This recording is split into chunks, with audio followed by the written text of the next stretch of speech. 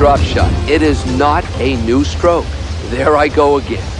A drop shot is nothing more than a backhand or a forehand hit with a little less power. Hold that ball on your racket a little longer.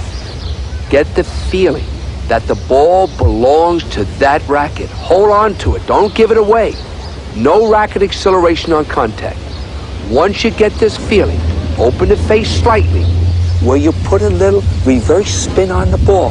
That makes the ball hit and almost come back to you.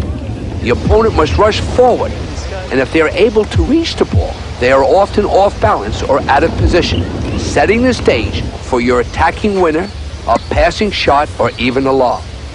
Once again, the key is to disguise the shot until you actually make contact.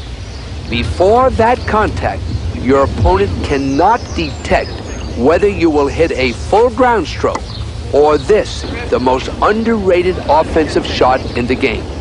Remember, the racket actually carries the ball towards the net, slowing down at contact rather than accelerating.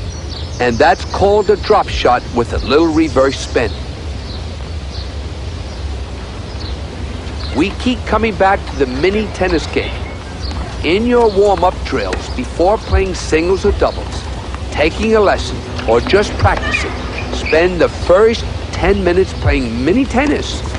To keep the ball between the service lines, you will have to apply the drop shot techniques, holding on to the ball with a slightly open face to impart a little reverse spin.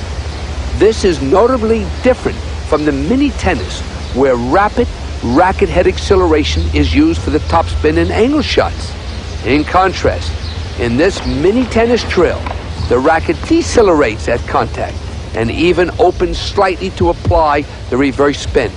Expand your mini game, hitting this drop shot from all positions inside the baseline area. Practice it. You'll get a brand new weapon in your attacking game of tennis. Backing your opponent up farther and farther is real important, but it's also important to mix it up by not letting them know what you're going to do, like hitting a drop shot every now and then. And if you notice here in the replay exactly where in the court I was when I hit that drop shot, I wasn't behind the baseline on the low percentage shot. I was inside the baseline in control of the point.